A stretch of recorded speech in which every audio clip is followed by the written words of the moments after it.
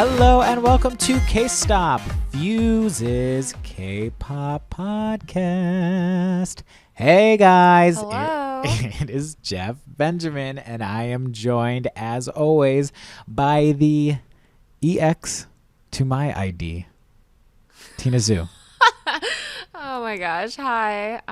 Welcome back to another episode of K-Stop. Yes. Thank you guys as always for tuning in. We had I loved last week's episode. I thought it was so fun. We had some great responses from you guys, and we're just going to keep it going because like we always say, you guys are as much a part of this show as we are, which is why we kick it off with comments that we get from you guys. And there's so many ways to interact with K-Stop. You can hit us up on Twitter using the K-Stop hashtag. You can check us out on fuse.tv where we check out your comments, leave a comment on iTunes, leave a rating on iTunes. We love it all. We see it all. You can't even get away from us no matter how much you try. So we are going to kick it off first and foremost with a comment that JRE sent me on Twitter. And if you guys don't know, JRE is one of like a really, really popular YouTuber like in the K-pop world. He reacts to videos, he always has these really animated, fun videos. We got to meet at KCON once. I think it was... Oh my gosh, wow. I can't remember years now, but I think it was 2013. He actually moderated a panel I was on, which was really fun and awesome to meet him. But he hit me up on Twitter and said, how awesome is it to interview K-pop artists? And I mean, as I'm sure he would agree, and anyone hopefully listening to this would agree, it is very awesome to interview K-pop. You know, and I'll say just from a personal standpoint is that as someone in America who's done, interviews with a lot of Western artists or lots of artists just in general, K-pop is always really interesting because, we obviously don't speak the same language, I should say, a lot of times. It really helped me learn how to be patient, how to be empathetic, how to understand what's different, what might be totally normal in one culture is not normal in another culture, what might be totally normal in mine is not totally normal in theirs. There's a lot of things that I've learned and had to kind of come around about and open my mind to a lot of times. And it's not always been the easiest process for sure, but I think it's helped me only be a better reporter and better interviewer. And yeah, I don't know. I always think it's interesting when I tell people, other like writers and stuff, about like interview experiences, because they kind of, at times they just find it, they said like sometimes it sounds frustrating, sometimes it sounds like not worth the extra time or the extra effort, because a lot of times it's a lot of translating, it's a lot of waiting, it's a lot of working at night, waiting for someone overseas, someone whose daytime is our nighttime and my nighttime is their daytime. I think there are just a lot more factors involved with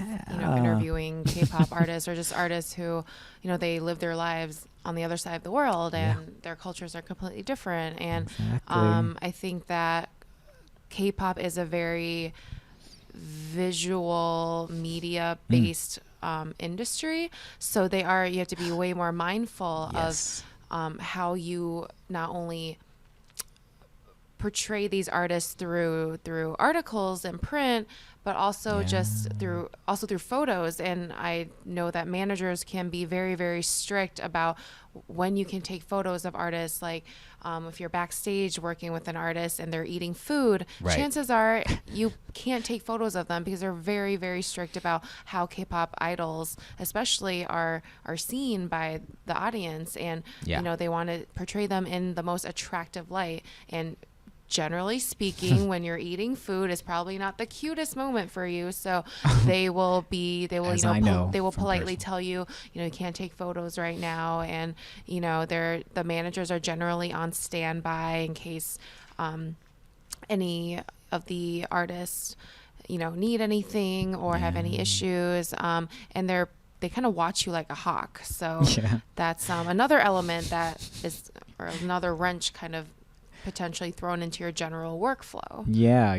That actually exactly touches upon a comment that we also got from Oh My 89, who is at art_is_forever, art_is_forever, can't forget the underscores, who also hit us up on Twitter and said, are the managers that strict about questions asked to the artists? And like Tina mentioned, like sometimes I've seen it been really kind of particularly I should say in photos, because I remember one time, I don't really want to get into specifics, but there was one artist, we were backstage with them. The whole point was to do backstage look at their tour and, what was going on backstage. And keep it like candid and real. Yeah, and this is what the process is like getting ready. And one member, even though I swear she looked so gorgeous, hair done, makeup looked great to me, but they were very particular. Do not take any pictures of this member because for whatever reason, she either didn't feel ready or they didn't feel she was ready. Whatever it was just very like, do not take any pictures of X member. And that's the thing too, is that like on one hand, like managers can be strict, but there's always like, if you can find a common ground, there usually is a common ground that can be. So if they say, okay, you can't take a picture of this person right now, we'll be like, okay, but can you promise me that we'll take a group photo, 10 minutes before the show starts or something, or like, hey, okay, you really aren't comfortable answering this question. How about, can we word it this way? Or is it okay if we answer it in this way? Or, will you guys give me confirmation at this time? It's a matter of, you got to remember, like, it's a two-way street. It's a relationship. Everyone's trying to get something out of this, you know? Exactly. So yeah, these are interesting questions for sure, but I would say the overall takeaway is that it's very awesome. It's very interesting for sure. It's been very eye-opening. Yeah. And I think, lots of times it's just so, and that's the thing too, is that we're all humans in the end.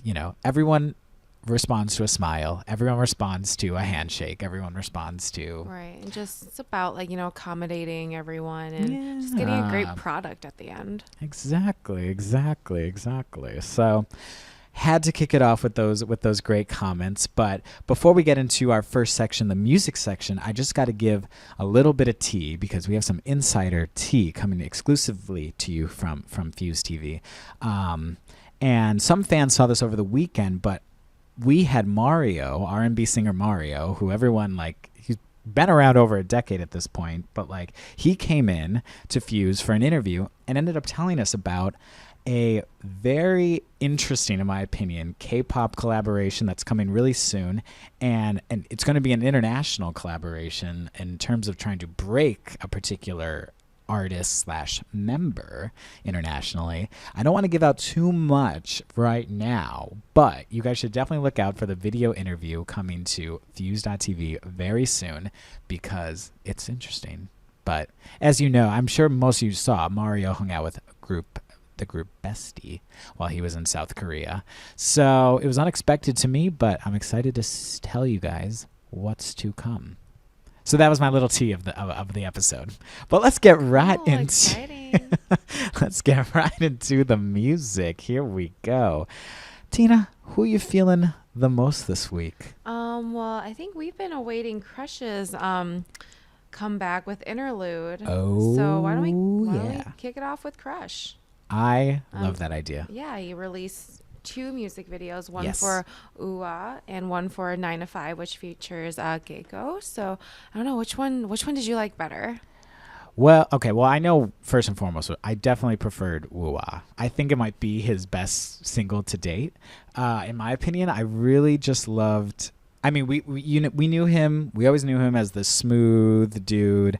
I think this is his most like interesting like production to date. And I mean, like, we knew he was going to bring the vocals, but the production is the most interesting, I think. And I love the effing music video, or the effing, why am I getting explicit about this music video? I loved the music video. I loved like all the color. It's really like, that was like my aesthetic to a T. I love when it's the color palette was definitely interesting. The overall, I guess, palette of the video. And there were like all these random little like food shots and like furs and whatnot. I thought it was right. I loved that. It was like a little Dean-esque in its video approach. I literally almost said that. It's very artsy. So I know, I agree. I really, really like the color palette and the general aesthetic visually for the video. I gotta say though, as much as I like the single, I don't know how like new it is for me. I feel like it's very safe for him. Sure. And that's it's like it does sound good, but it's honestly not something new to me, and the auto tune is a little. Oh, I didn't even catch the auto tune. I mean, it's not a deal breaker. It's just I feel like he doesn't need auto tune. Okay. But I'm not generally an auto tune hater, so I'm just pointing it out that the auto tune was there, and it's not. It's been I feel like the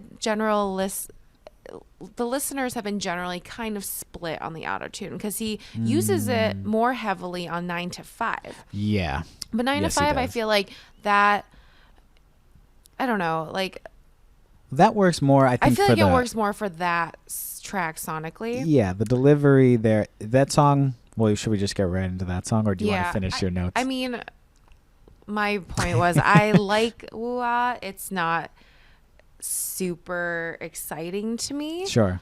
But no, it's nice. I really like it. The melody's good. I just thought it was kind of like, it was just fine. The Dean note is particularly interesting because I think, if we hadn't been living in this post-Dean world, and also shout out to Dean, who I think last time I checked, his the Half Moon song with Geico is like rising up the charts in Korea. Like I don't know where it came from, but I'm so happy for him. But yeah, it almost felt like a nod or to this like scene. Maybe it's a trend, maybe it's something that's coming up, but yeah, it was literally in my throat. I was about to say it's Dean-esque when describing this song. Right. It's kind of like this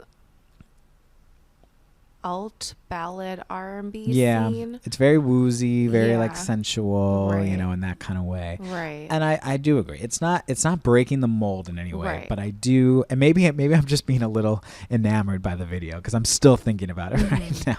Because then we moved on. Well, okay, so so Woohyun ends with like it's Crush, I believe, in the forest, and he like finds his video camera. And then 9 to 5, the next single starts right up at that point, forest, and this is like the part 2. It's definitely a much darker video, and I mean the track itself is a bravado track, right? He's just saying, I get it 24/7. I'm in a studio. He's 9 going to 5, 9 to 5, 5 to 9, 24/7, 7-Eleven. That hook is so catchy, though. I really like that hook. Really? Because honestly, you don't like it. Usually I'm not. I would not feel. I'm not usually so. I don't know. It like annoyed me, to be honest. I mean, I will admit it's a little basic. He just repeats like I'm 9. I'm going 9 to 5, 5 to 9. It's not. Yeah, well, I get that, and then he says 7, or he says 24/7. That part didn't make sense. He goes 7-Eleven. What is 7-Eleven? He's like 7-Eleven, 24/7, and I don't know if it's an ode to like. I know 7-Eleven is big in Seoul. Right. Maybe he means 7-Eleven as in like it's open 24 hours. I don't know. I'm like totally making this up. I don't know. Look at this insightful comment. I don't know. I love it's that. It's not. If that's actually true, that's kind of stupid. I don't know. We're not being haters. We're just trying to figure out what the reasoning is. It's a little silly, but like I guess like it rhymes well. It flows well, and it's just catchy. Yeah, I don't know. I love the beat. The beat is good. Okay, if I'm going to focus on the positives first, the beat's good. I personally like the production on this. I know some people don't like the auto tune. I don't mind it in this case. I don't either. Because it is a little like it's an edgier track. It's darker, and I thought the visuals on this one were really interesting too. It's very kind of, if anything, makes you stop and just wonder what the hell is going on. Because, I mean, this random man, Ajashi, is like, like chasing after them in the dark, and there's like some violence going on. It's a little dramatic, but it definitely keeps you guessing, keeps you entertained. I love bravado tracks. I think, I think K-pop needs more kind of hard hitting like bravado tracks.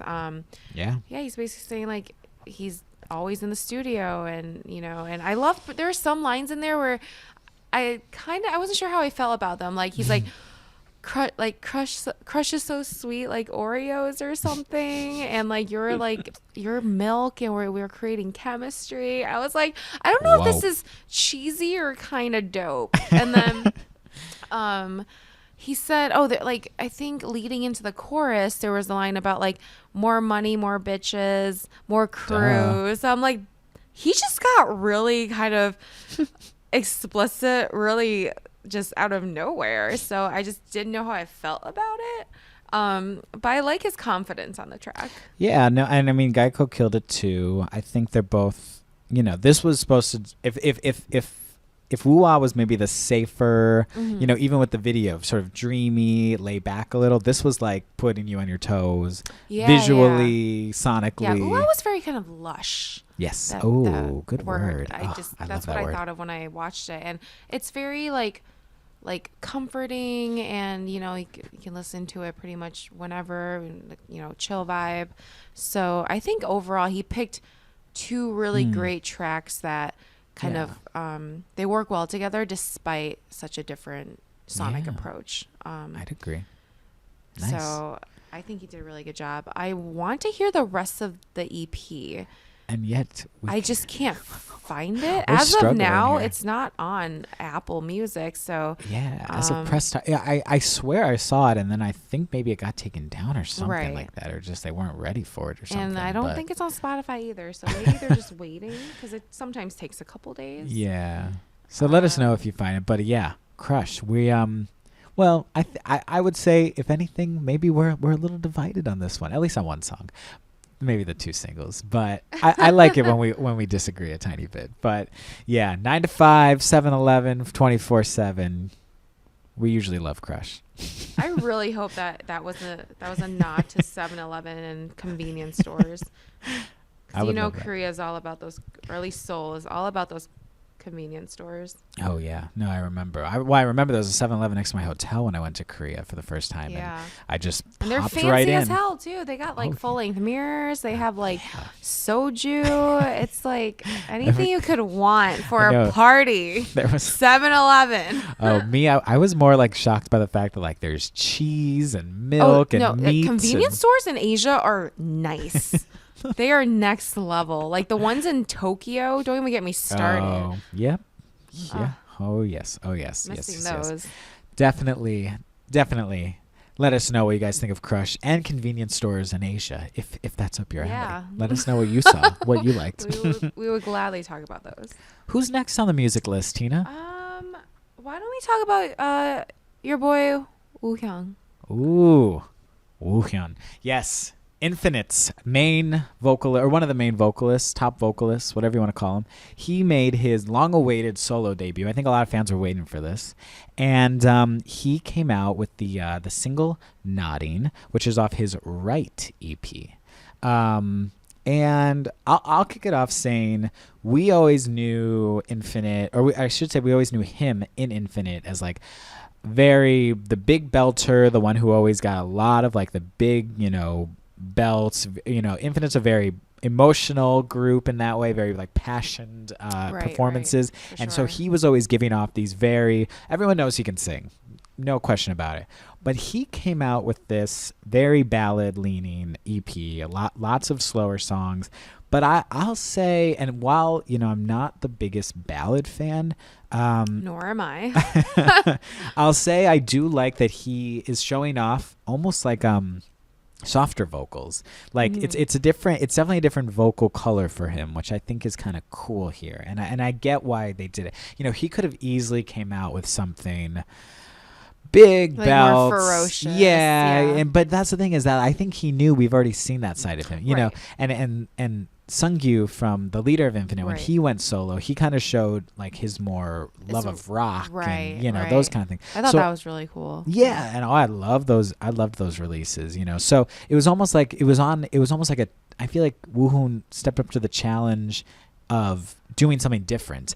Because who wants to hear the same thing that you hear in your own group? Right. So I get it.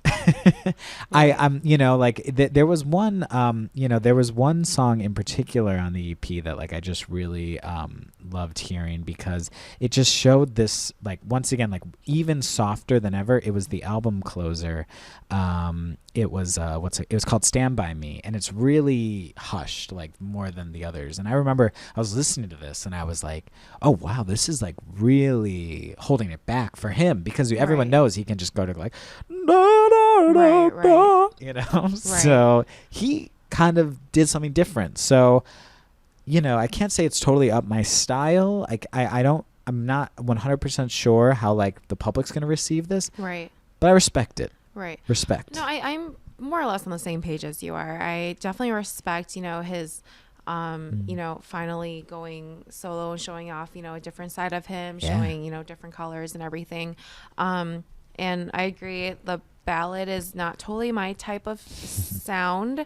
It's a little too like melodramatic for me. Sure. They were saying how he was, he was shedding a lot of tears for the music video, and so many other tears. people were crying watching him cry. I'm like, this is too much for me.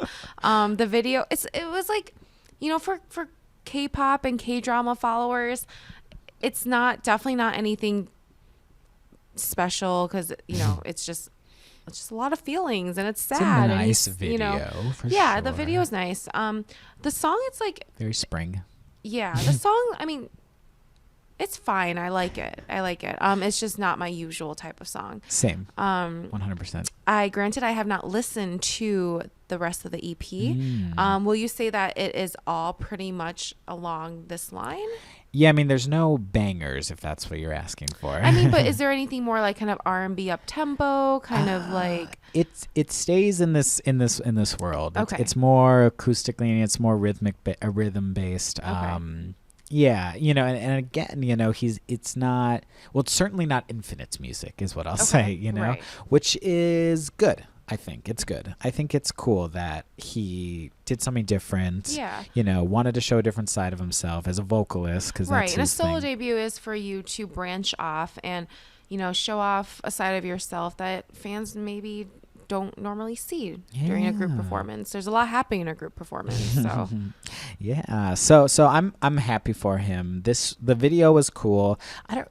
Is it just me? Maybe you can help me out, or someone, one of the listeners can help me out. But like, the video to me, it just like rang. It felt very K-pop / maybe Korean, in the sense of like the way it was filmed, like the kind of like the colors, the contrast. It was very contrast high, like lots of greens, lots of pinks. You could see the petals and everything.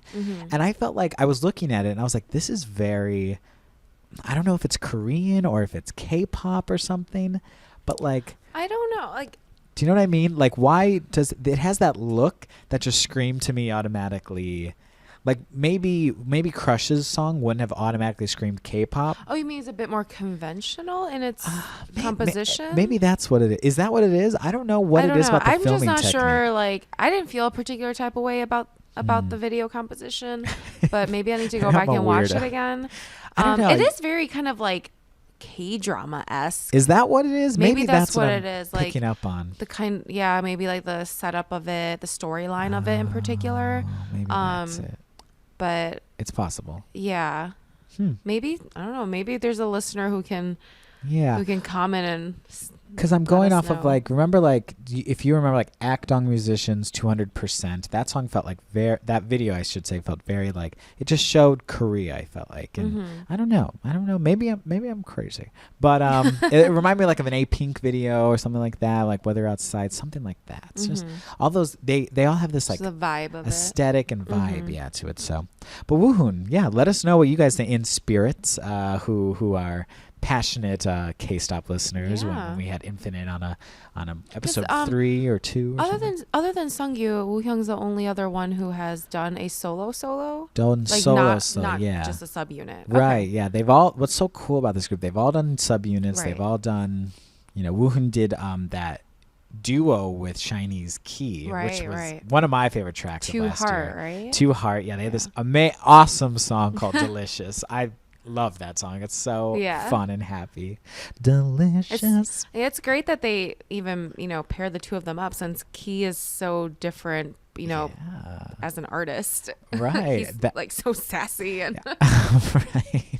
Yeah, no, I love when they did that. And that was just a cool group collaboration. Like, they were under the same label, or they are under the same label when SM bought Woolham Entertainment, something like that. But we're so happy for them. So we got, this has been an episode of Soloists, because we had Crush, the R&B dude, Woohyun, Infinite's top vocalist, and now this is really fresh. We got one of Girls Generation's main vocalists, Tiffany. Woo, my girl Tiffany. And if you guys remember in our deep cut section last week, we talked about kind of this upcoming, seemingly potentially an upcoming chart battle essentially between Tiffany, Girls Generation member Tiffany, and Girls Generation member rather, Jessica. I don't know if you saw, Tina, but Jessica just confirmed that she's coming out next week. So that'll be fun for us to get into. That'll be fun. We'll see where Tiffany is at next week. Yeah. I'm sure killing the charts because song's bomb. Yeah. All right. Well, let's get right into it because this Tiffany's back. The very internationally minded, I would say, member of Girls' Generation, who born in LA, perfect English speaker, etc. And she's here with "I Just Want to Dance," her debut solo single, and EP of the same name. So you think it's bomb? I love it. I mean, there's a strong 80s throwback vibe to this song. The whole thing screams Carly Rae Jepsen to me. Carly Rae. Someone said to me Ariana Grande, but I see what you're saying. I think it's more, in my opinion, it's more Carly Rae because Carly's specifically put out albums surrounding the 80s. You just gave me chills when you said that. Right, because it's so, when I imagine Carly Rae Jepsen doing this song, it's perfect. That's exactly what I was listening to this. I was like, who would perform this that I already like, who's a soloist? Carly Rae Jepsen. Oh, and fun fact, Tina and I love Carly Rae Jepsen. Yes. And we're constantly defending her to people in the office who think she's like one note and boring. So, which is very not true.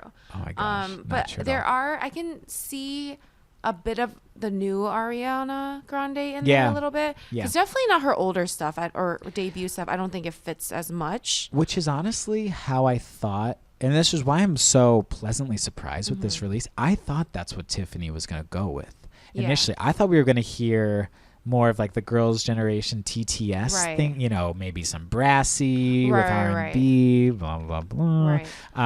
She definitely surprised me. I don't know what I expected, to be honest. I was thinking maybe like a wispy ballad even. I don't know, maybe from like all the photos she took with like flowers and I don't know. She was outdoors a lot.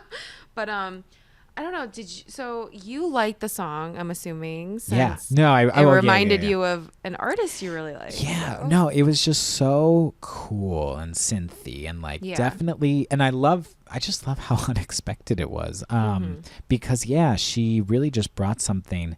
I really wish, I don't know why the actual title is just sort of rubbing me the wrong way. I just want to dance the night away. Like I'm kind of like, oh, could you have thought of like anything a little more original? But that's my she also only the whole critique. Video was during the daytime. I'm like, oh, good I'm point. getting like I get what she's saying, but it's kind of forgetting your problems, right? I mean, like, and plus she was in a motel. It's like it would have been really cool if there was a bit more of like the evening with like the motel neon light. Maybe she could have done something. The whole thing was like the only thing I didn't really like that much was the parking lot dance sequences. It looked a little amateur to me. I don't disagree with you. I was kind of hoping for a little more from those. I did like the overhead shots where we got to see kind of like Tiffany in the middle and then like the dancers around them. I was really into that. Yeah. I think composition wise, there were a lot of cool shots and just the way the video was produced, I really liked. I wish there was a bit more of that kind of like hazy pink kind of, vibe to it. I think it would have looked cooler and fit the concept of the song better. I see exactly what you're saying. Yeah, totally. Because like less daytime diner, more like late night, like more late night haze. Bit more scandalous would have been cool. Yeah, no, I mean, I think we're only being kind of harsh on this, or if it sounds harsh, because I think we're just like, we really love this track. And, we have all these visions for our Carly Rae Jepsen visions. But I think overall, she really, really brought it. I think she did too. I mean, if both you and I were huge fans of Taeyeon's I, which was, in my opinion, also an unexpected take on what I thought Taeyeon would bring. And Tiffany, I was just so convinced that she was going to give us like Ariana Grande, Yours Truly, Light, or something like that. because and I know she loves Ariana Grande, but this is sort of maybe a completely different side and take of Tiffany, and I'm just so impressed by it. She definitely took full advantage of the fact that she was going solo. Nothing held back.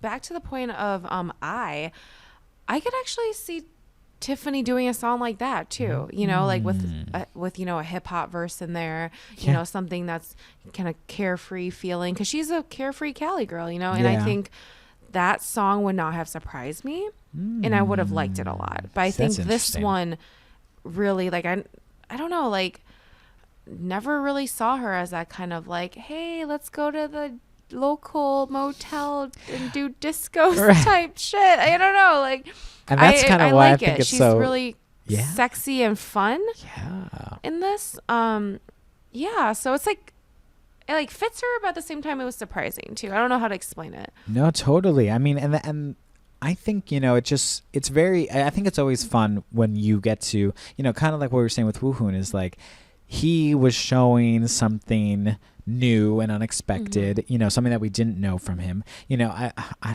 this is, maybe I should not admit it, but Stephanie opened Stephanie. Her name is Stephanie Huang on Snapchat, but Tiffany opened a Snapchat account, and and I do follow her, and it's been really fun to follow her. And the other day she was like showing, her and Taeyeon hanging out in her room, and she was listening to a Flume record, and I'm like, Flume?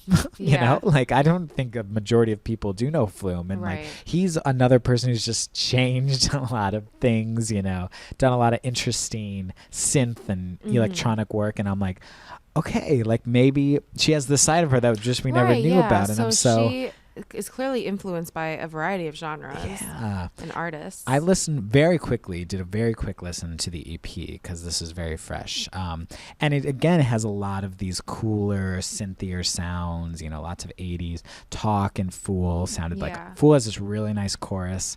I thought it was kind of cool that there's a song called What Do I Do? And she recorded it in Korean and English.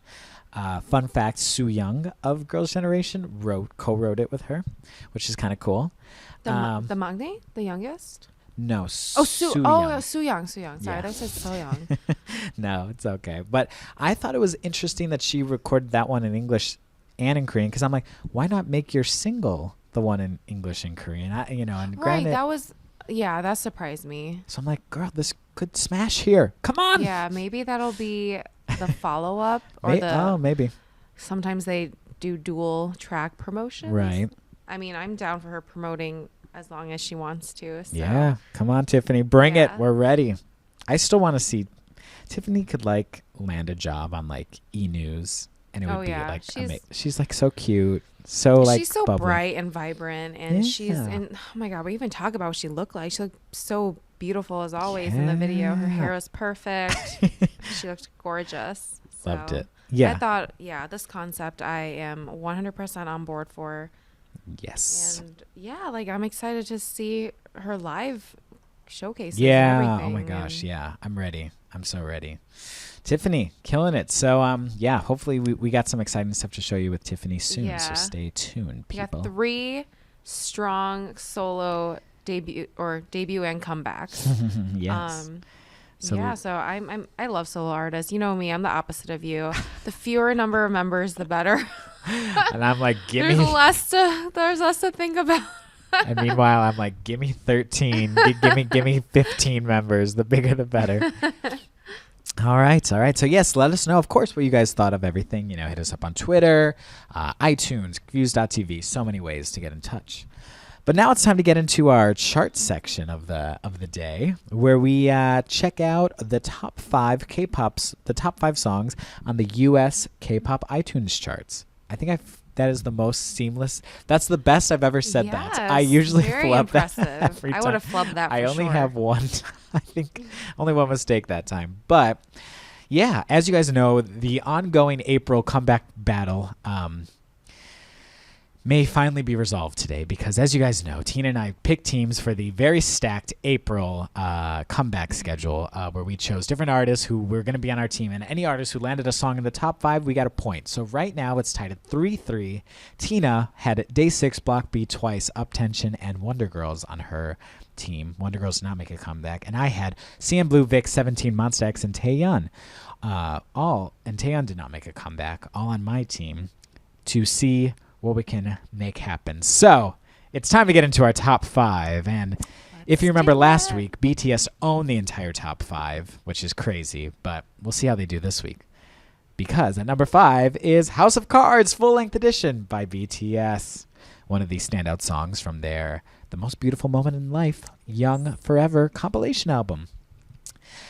At number 4, and this is where I have to gracefully bow my head and say Tina wins, is Twice's Cheer Up, which means Tina gets the bottle of wine that we... But we didn't even go through the rest of the top 5. Tina...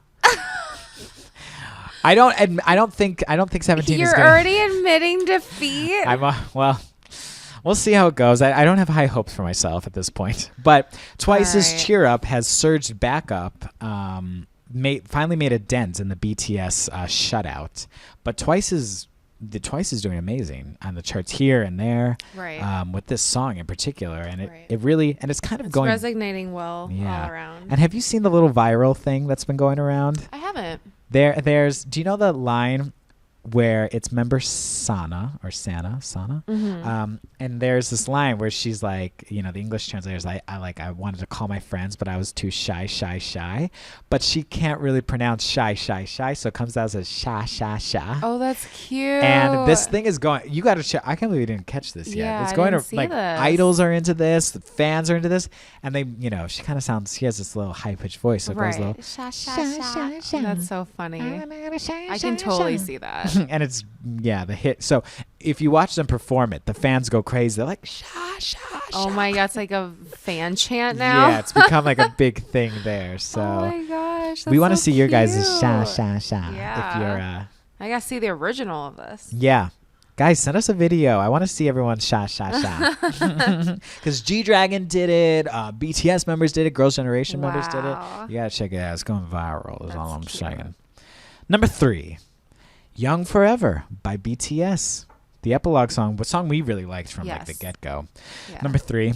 Number 2, Save Me by BTS, which I hear we're getting a music video for, so I'm so excited to see that eventually. I love that song. Yeah, really exciting. And then number 1, as you can probably guess, BTS Fire. So I don't get a point. You don't get a point. I owe Tina a bottle of wine, which will be fine, whatever, just ask her for her favorite song. Yes, winning. This is the ultimate, like there's really, like, whenever I bet anything with anyone, it's usually for wine or some form of a drink at the bar. It's the only way to make me happy. Yeah, so I'm always happy to make Tina happy. Maybe I had fun with this game, so maybe we'll do something for June. I'm hearing a lot of exciting comebacks for June. I think I heard Sistar and Wonder Girls. Your girl Sistar. Yeah. I love them too, but I'm trying to think who else I heard. Yeah, so June should be pretty stacked. It's going to be, summer's always a fun time for comebacks. That's true. So yeah, I admit defeat. Tina ends up winning the April comeback chart battle game on K-Stop, 4-3.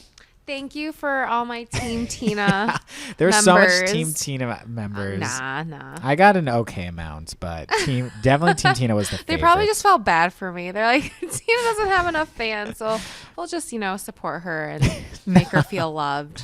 No. But yes. So, bottle of wine coming at you guys. Coming at you, Tina, soon. Woo. And now we move into, as always, into one of our favorite sections, the Deep Cut section, where we talk about a topic trending in the K-pop community. I thought this was I was kind of particularly excited to talk about this. So in this past week, it wasn't in our music section because there was other music to talk about, but we're going to talk about it now, was a new release from SM Entertainment. It's called Wave. It features Amber and Luna of FX, but it also features R3hab, who's a really rising, in demand house DJ. He's from the Netherlands, or he's Dutch.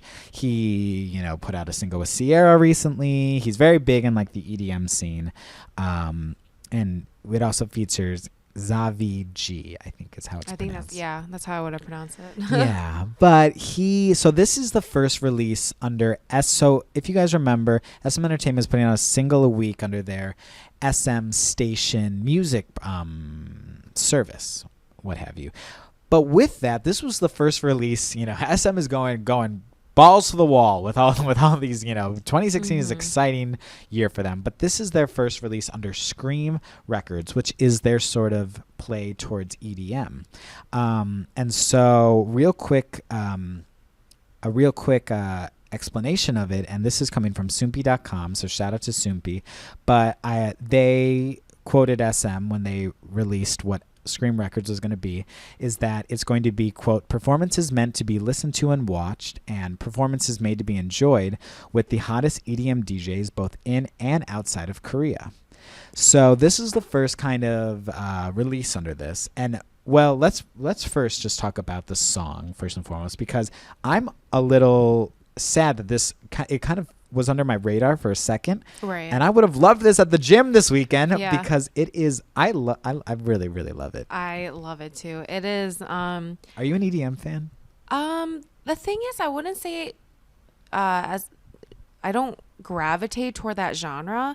Like, I would never go to like an EDM festival or anything. Yeah, right. But I would say, actually, I can think of quite a few EDM influenced songs that I do really like. Yeah. I think it's something that I can take small doses of. I wouldn't like necessarily listen to an entire album of EDM tracks. Okay. So, and I think especially with K-pop, they do a good job of fusing EDM elements with other genres, so that it's not just, EDM overkill, on a lot of tracks. So it's definitely, K-pop is definitely an industry that's heavily influenced by EDM and used a lot of, house, sounds.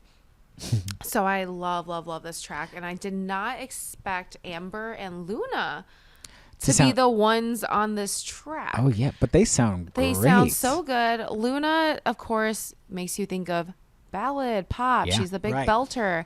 And she was like so just like loose and fun, and like it just totally took me by surprise.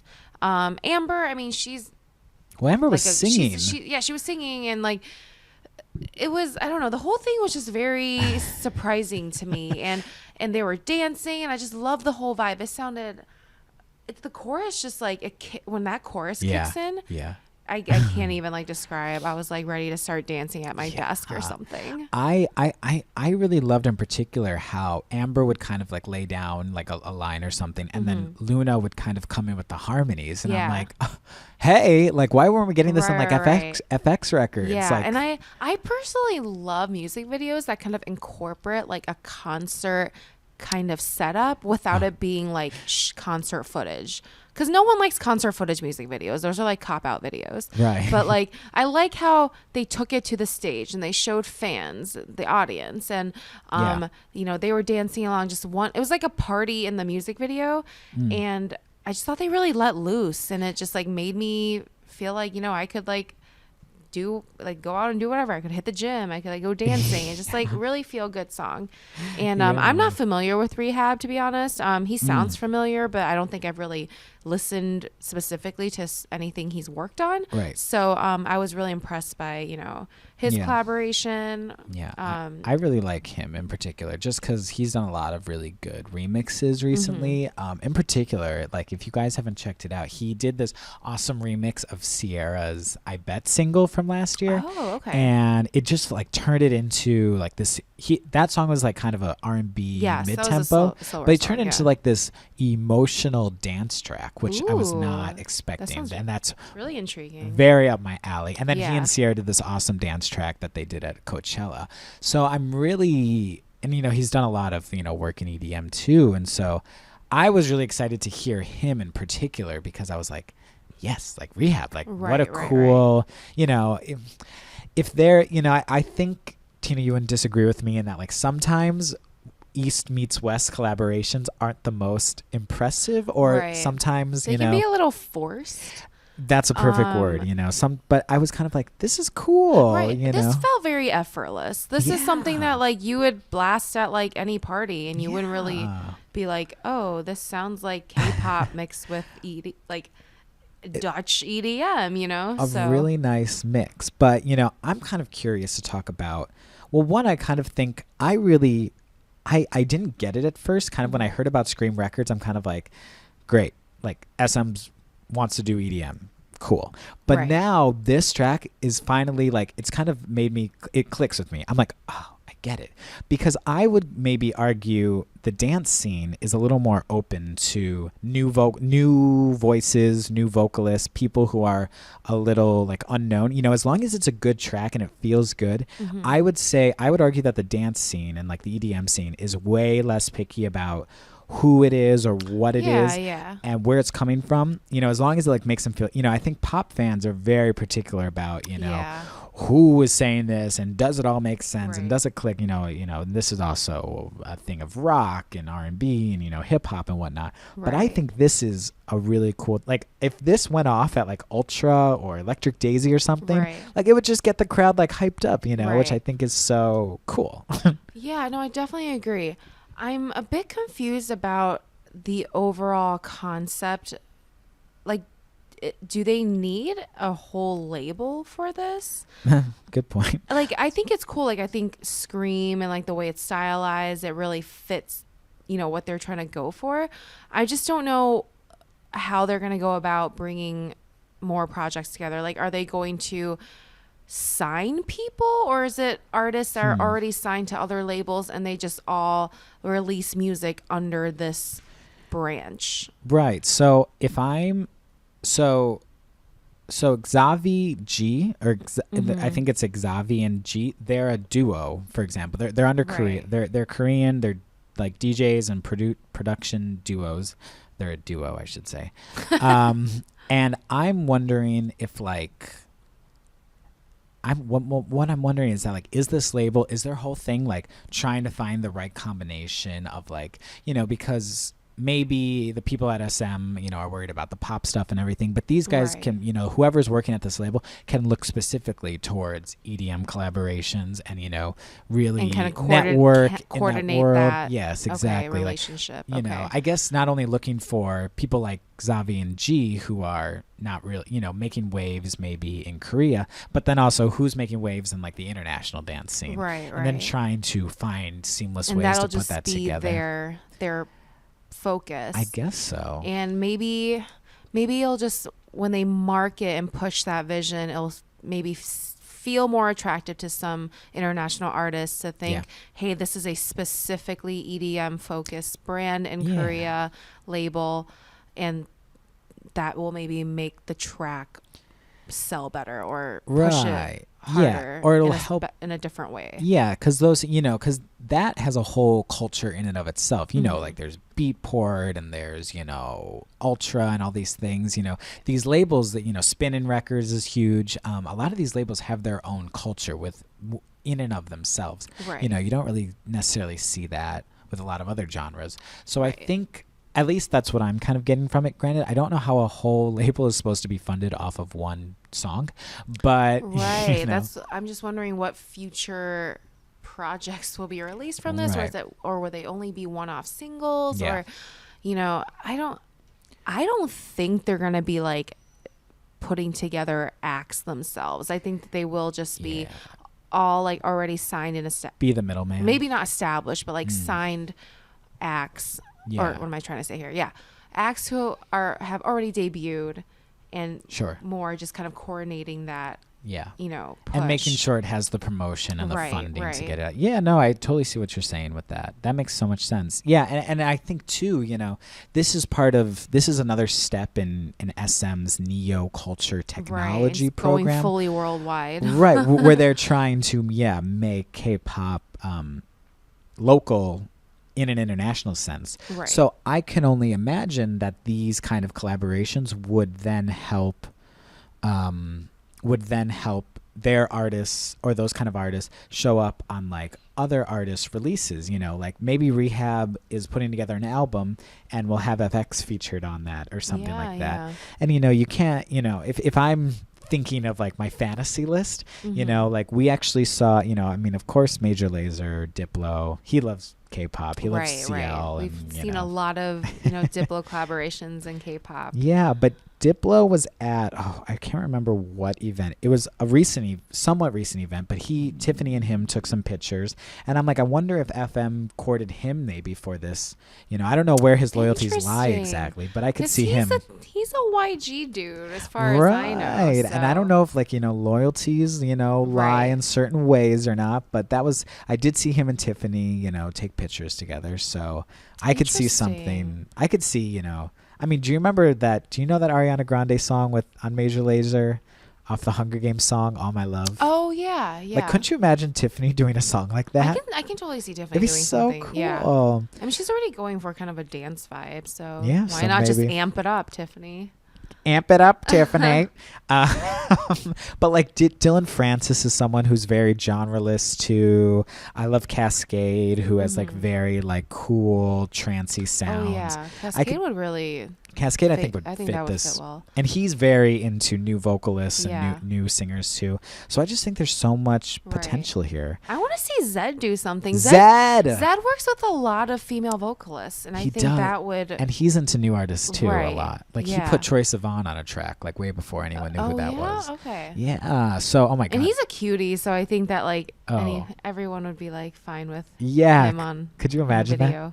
And you know, like he did a really good song with Selena Gomez, someone who I would say, you know, he found a way to make her shine as like, you know, if her vocals aren't her top thing, you know, he made her shine. And I don't think we would be wrong in saying maybe vocals aren't every K-pop star's strong point, but he made her shine. So I think there's so much, you know, potential, you know, hopefully, you know, they keep up these really awesome collaborations. Yeah, that was, I feel like pretty much every song we talked about in this episode, I really, really liked. So, we want to hear what you guys have to think, though. You know, pretty stacked episode, I would say. So, love it. But yes, guys, thanks so much for, as always, listening. Let us know what you think of SM going EDM. Who do you? What?